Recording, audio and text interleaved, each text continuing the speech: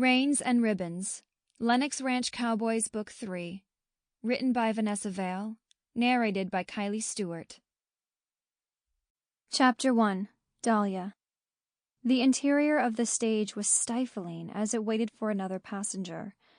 I fanned myself with my hand, but the August heat was not diminished by the shade the ceiling provided. The only reprieve was the breeze that stirred once the horses began to move.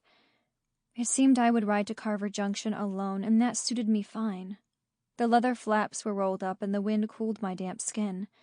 Sweat trickled down between my breasts. I undid a few buttons at the top of my blouse.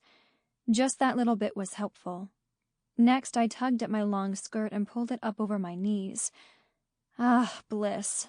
It was markedly cooler this way. Not very modest or the least bit ladylike, but no one could see me. We'd traveled less than a minute when the stage came to an abrupt halt. I would have slid onto the dirty floor if I hadn't braced my foot against the facing bench seat.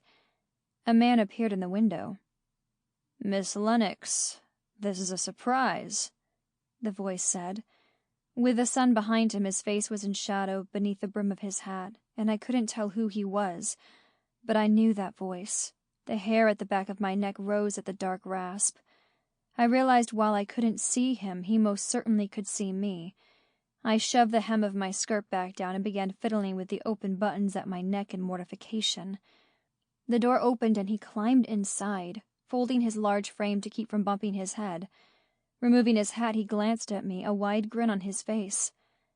"No need to write yourself for my benefit.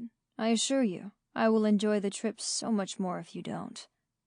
My mouth fell open at the sight of Garrison Lee. What was he doing here?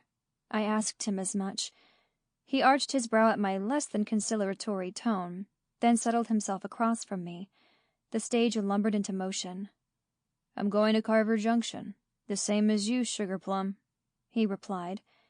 "Yes, but why?" I huffed, while the very sight of him had my heart rate galloping faster than the horses pulling the stage. He was going to ruin everything. "To see a man about a horse." I didn't believe that reason for a minute. "Really?" "I'm taking the stage there, and hopefully, if I am satisfied, riding the animal home. You look as if you doubt me." I pursed my lips. "I do run a horse ranch." His bent knees bumped into mine when the stage lurched in a deep rut.